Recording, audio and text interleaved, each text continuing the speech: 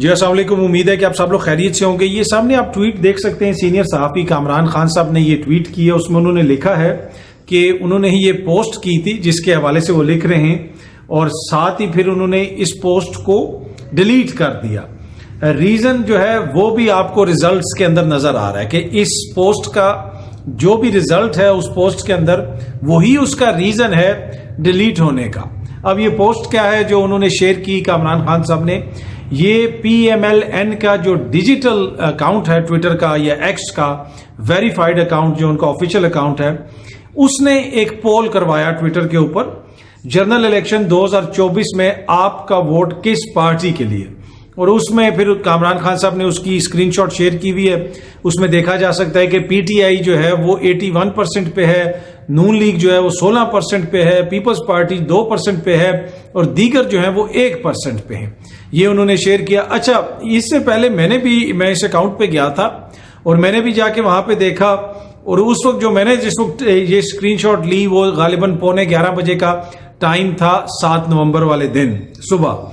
اس وقت جو ہے جناب PTI جو ہے وہ 67% پہ تھی، نون لیگ 30% پہ تھی، یعنی ڈبل سے بھی زیادہ تھا جو ووٹ ڈیفرنس سوشل میڈیا کے اوپر، اور 10,000 سے زیادہ ووٹس پڑ چکے تھے۔ اور جو کامران خان صاحب نے جو پوسٹ شیئر کی ہے اس میں اگر آپ دیکھیں تو آپ کو نظر آتا ہے کہ 36,000 سے زیادہ ووٹ پڑ چکے ہیں۔ تو جب جتنے ووٹ زیادہ پڑتے گئے، جس وقت میں نے اسکرین شاٹ لی تھی اس وقت 10,000 کے قریب ووٹ پڑے ہوئے تھے، تو تقریباً ڈبل کا ڈیفرنس تھا۔ جوں ووٹ بڑھتا گیا ڈیفرنس زیادہ ہوتا گیا، PTI 81% پہ چلی گئی، نون لیگ 16% پہ آ گئی۔ اب یہ سمجھنے کی چیز ہے۔ اب اسی طریقے سے جب جنرل الیکشن میں جتنا زیادہ ووٹ پڑے گا اتنا زیادہ PTI کو فائدہ ہوگا۔ اسی وجہ سے اس کو جمعرات والے دن رکھنے کے اوپر بہت سارے لوگ صدر مملکت کے اوپر اعتراض کر رہے ہیں کہ جناب یہ آپ نے کس وجہ سے جمعرات والے دن رکھا ہے، تاکہ ووٹر ٹرن آؤٹ کم ہو اور اس کا نقصان ہو PTI کو، کیونکہ الیکشن کمیشن نے جو ڈیٹ دی تھی تو اس دن تو اتوار بنتا تھا اور اتوار چھٹی کا دن ہوتا ہے، اور وہاں پہ یہ امید تھی کہ زیادہ سے زیادہ لوگ آئیں گے۔ پر اینی وے جنہوں نے ووٹ ڈالنا ہے وہ جمعرات کو بھی نکلیں گے، لیکن جتنا ووٹر ٹرن آؤٹ زیادہ ہوگا PTI کو اس کا فائدہ ہوگا۔ اچھا، کامران خان صاحب کہہ رہے ہیں کہ یہ پوسٹ اب انہوں نے ڈیلیٹ کر دی۔ آپ جا کے اکاؤنٹ پہ دیکھ سکتے ہیں، دیکھ لیں کہ ڈیلیٹ انہوں نے کی ہے یا نہیں کی ہے، آپ کو وہاں پہ پتہ چل جائے گا۔ لیکن ریزلٹ بالکل واضح ہے کہ جوں ووٹ زیادہ پڑتا جا رہا ہے ڈیفرنس جو ہے وہ زیادہ ہوتا جا رہا ہے۔ خان صاحب کی یا PTI کی سپورٹ زیادہ سے زیادہ آپ کو نظر آ رہی ہے۔ اچھا، ایک اور چیز جو میں نے آپ سے شیئر کرنی وہ بڑی امپورٹنٹ ہے۔ ہمارے نگران وزیر اعظم کے حوالے سے اب کہا جا رہا ہے کہ جناب وہ سعودی عرب جا رہے ہیں۔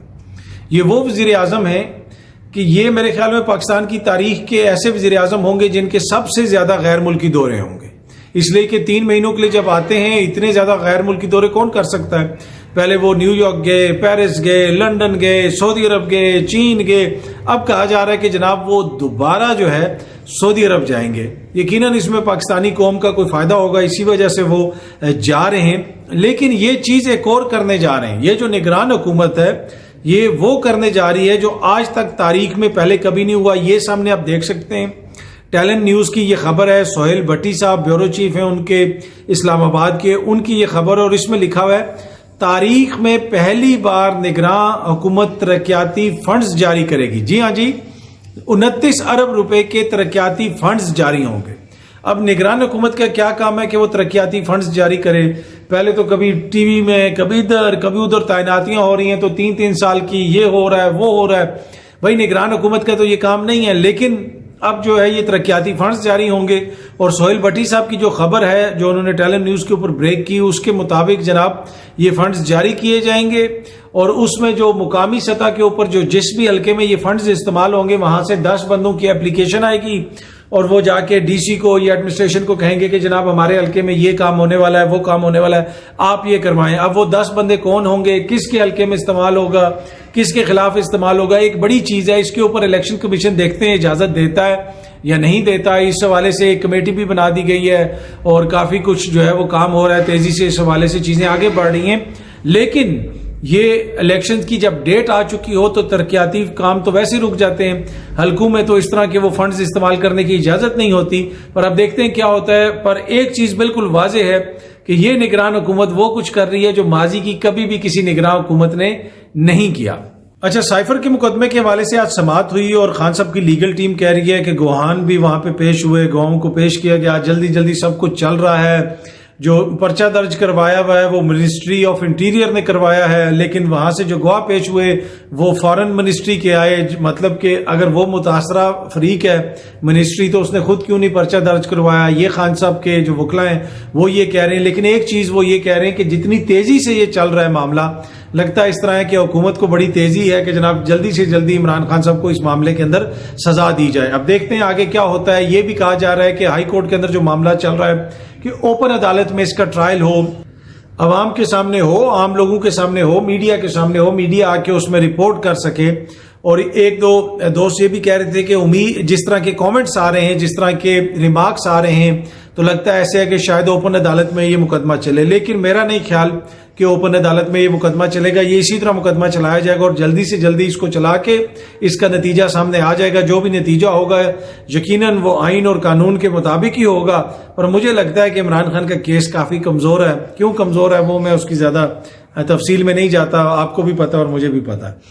دوسری طرف وہ نون لیگ جو ڈیجیٹل میڈیا کے اوپر پولز خود کرواتی ہے اور پھر خود ان کو بقول کامران خان صاحب کے ڈیلیٹ کر دیتے ہیں، اس پول کا کیا نتیجہ ہے وہ بھی میں نے آپ کے ساتھ شیئر کیا. اس نے اتحاد کر لیا ایم کیو ایم کے ساتھ اور پیپلز پارٹی کے ہر مخالف کے ساتھ سندھ کے اندر. اس سے کیا فرق پڑے گا؟ کیا سندھ کے اندر نون لیگ کوئی سیٹیں نکال سکے گی؟ میرا نہیں خیال کہ اس پوزیشن میں ہیں کہ وہ کوئی سیٹ نکال سکیں. کراچی اور اربن ایریاز کے اندر شاید ان کو جو ہے کوئی امید ہو کہ شاید وہ کچھ جیت سکیں. لیکن اس وقت فارمولہ یہی ہے، ایک استحکام پاکستان پارٹی ہو جائے یا دیگر لوگ ہو جائیں، ان کی امید اس وقت یہی ہے کہ پی ٹی آئی کا کینڈیڈیٹ نہیں ہوگا تو جناب پھر ہم جیت جائیں گے. تو یہ ہے وہ لیول پلینگ فیلڈ جس کے تحت یہ لوگ تیاریاں کر رہے ہیں، اتحاد بنا رہے ہیں اور جس کے تحت یہ الیکشن لڑیں گے. اگر پی ٹی آئی کا کینڈیڈیٹ ہوگا تو پھر بڑے مسائل پیدا ہوں گے. کس قسم کے مسائل پیدا ہوں گے وہ میں نے آپ کو پہلے بتا دیا کہ پھر عوام کس کو ووٹ دے رہی ہے. جتنے زیادہ ووٹ پڑیں گے اس کا اتنا زیادہ فائدہ عمران خان اور ان کی جماعت کو ہوگا. اور اب یہ اس چیز کے اوپر تکیہ کیا جا رہا ہے کہ اس دن جو ہے ٹرن آؤٹ زیادہ نہیں ہوگا. نوجوان سوشل میڈیا کے اوپر تو ووٹ ڈالتے ہیں، جس طرح کہ یہ جو یہ ہم نے سامنے دیکھا، جس طریقے کا یہ ایک طرح سے سروے کروایا گیا یا ایک طرح سے پول کروایا گیا، اس میں تو نوجوان ٹویٹر پہ آ کے ووٹ ڈال دیں گے لیکن وہ باہر نہیں نکلتے. تو لہٰذا جب بڑی تعداد میں لوگ باہر نہیں نکلیں گے تو اس کا نقصان ہوگا تحریک انصاف کو اور دیگر جماعتوں کو فائدہ ہوگا.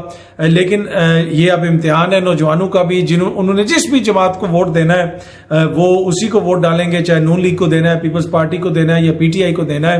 لیکن تاثر یہ ہے کہ اگر ووٹ زیادہ پڑیں گے تو عمران خان صاحب کو فائدہ ہوگا. اور اب کوشش یہ کی جا رہی ہے کہ اس طرح کی چیزیں ہوں کہ زیادہ تعداد میں لوگوں کو ووٹ ڈالنے کا موقع نہ ملے، ٹرن آؤٹ زیادہ نہ ہو، جس کی وجہ سے جمعرات والے دن الیکشن رکھا گیا ہے اور یہ ڈیٹ بھی صدر مملکت نے دی ہے. اور اسی وجہ سے جماعت کے ان کی اپنی جو سابقہ جماعت ہے پاکستان تحریک انصاف، اس کے اندر سے صدر مملکت کے اوپر یہ تنقید ہو رہی ہے. اچھا، آخر میں ایک دو بڑی چھوٹی سی مختصر چیزیں جو میں آپ سے شیئر کرنا چاہتا ہوں. ایک تو تصاویر، ایک یہ تصویر ہے سینئر صحافی عمران ریاض خان صاحب کی ملاقات ہوئی ہے مولانا طارق جمیل صاحب سے. پہلے اس دن ایک ویڈیو بھی آئی تھی جہاں پہ عمران ریاض خان صاحب نے مولانا صاحب کو فون بھی کیا تھا. اب وہ ان سے تعزیت کرنے گئے ہیں، ان سے ملے ہیں.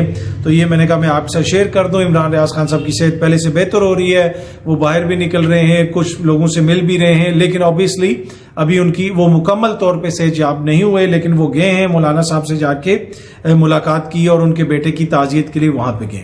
اچھا، دوسری تصویر جو میں آپ سے شیئر کرنا چاہتا ہوں وہ احمد نورانی صاحب کی ہے. امریکہ سے آئی ہے، ایک سٹور کے اندر ایز اے سیلز مین وہ کام کر رہے ہیں. سوشل میڈیا کے اوپر یہ تصویر شیئر کی گئی اور اس کو اس لیے شیئر کیا گیا کہ جیسے اس سے احمد نورانی صاحب کی صبح کی ہوگی. جناب اس تصویر کو دیکھ کے تو میری نظر میں ان کی عزت میں اضافہ ہوا ہے. وہ محنت کر رہے ہیں، کوئی کسی خدا نہ خواستہ کوئی لفافہ کسی سے لفافہ پکڑ کے کوئی کام نہیں کر رہے. محنت میں کون سی جو ہے شرم ہے، اور محنت کرنے سے کیا کسی کی کوئی عزت کم ہوتی ہے؟ یہی فرق ہے ان معاشروں کے اندر کہ وہاں پہ بڑے سے بڑا بندہ بھی جو ہے وہ محنت کرتا ہے، اپنا کام کرتا ہے. تو یہ تصویر اگر آپ نے اس نیت سے کسی نے سوشل میڈیا پہ وائرل کی ہے کہ اس سے جو ہے احمد نورانی صاحب کی عزت میں کمی آئے گی، نہیں جناب. اس کو دیکھ کے تو میرے خیال میں ان کی عزت میں مزید اضافہ ہوگا کہ جناب وہ اپنی محنت بھی کر رہے ہیں، صحافت بھی کر رہے ہیں. ہاں، ان کی صحافت سے آپ ضرور اختلاف کریں، ان کی آپ کسی خبر سے اختلاف کریں، وہ تو ضرور کیا جا سکتا ہے، لیکن जिस तरीके से ये तस्वीर शेयर की गई सोशल मीडिया के ऊपर कुछ अकाउंट्स की जानिब से, और वो किस से वाबस्ता अकाउंट्स हैं, वो किस जमात के हवाले से नरम गोशा रखते हैं, मैं उस तफसील में नहीं जाना चाहता। पर एनीवे ये तस्वीर बहुत ज़्यादा शेयर हो रही थी तो मैंने कहा मैं भी आपसे शेयर करूं। देखें ये जो माशरे हैं ना, उन माशरों की तरक्की का राज ही ये है। तो ये उन माशरों में फ़र्क है। ये वजह है कि वो माशरे आज इधर हैं और हम लोग इधर खड़े हैं कि जिन लोगों ने जिंदगी में कभी 1 रुपया नहीं कमाया, हम उनको अपने मुल्क का वजीर खारजा बना देते हैं, उनको हम वजीर आला बनाना चाहते हैं। उनको कहा जाता है कि जी मेरी ख्वाहिश है कि जी मेरा बच्चा जो है वजीर आजम बने, मेरी भी ख्वाहिश है कि मेरा बच्चा वजीर आजम बने, लेकिन उसको एक सिस्टम से गुजरना पड़ेगा। वो हर किस्म की नौकरी करके आएगा, वो देखेगा, एक्सपीरियंस लेगा। तो ये वो फर्क होता है जो उन माशरों में है हमारे माशरों से। अच्छा, एक और जो फर्क है, अब इंग्लैंड की टीम जो है वो बड़ा बुरा परफॉर्म कर रही है वर्ल्ड कप के अंदर। बेन स्टोक्स से पूछा गया जनाब कि आप जो है आपका ये भी चल रहा है वो भी चल रहा है, आप परफॉर्म ठीक नहीं कर रहे, तो इसकी क्या वजह है, क्या रीजन हो सकती है। अब अगर ये किसी हमारे खिलाड़ी से पूछा जाता ना, उसने कहना था वो चाचू ये थे तो फलाना ये था, पिच ऐसी थी, प्लेयर ये नहीं चला, वो बॉलर को ये हो गया, बॉल ठीक नहीं थे। बेन स्टोक्स ने कहा कोई दो राय नहीं है, हम बकवास खेल रहे हैं, क्रैप खेल रहे हैं, ये वजह है। सिंपल सी ऑनेस्ट ओपिनियन, सीधी सादी बात। ये वो चीज है जो हमारे माशरों में नहीं है। हम कभी इधर भागते हैं, क्वेश्चन इधर होता है तो हम उधर भाग जाते हैं, इधर आता है तो हम उधर भाग जाते हैं, और हमें मेहनत करने में बुराई नजर आती है। हम मेहनत करने वाले शख्स को हम मजाक के तौर पे उसकी तस्वीर शेयर करते हैं कि जैसे इससे शायद उसकी इज्जत में कमी आएगी। नहीं जनाब, इससे उसकी इज्जत में इजाफा होगा।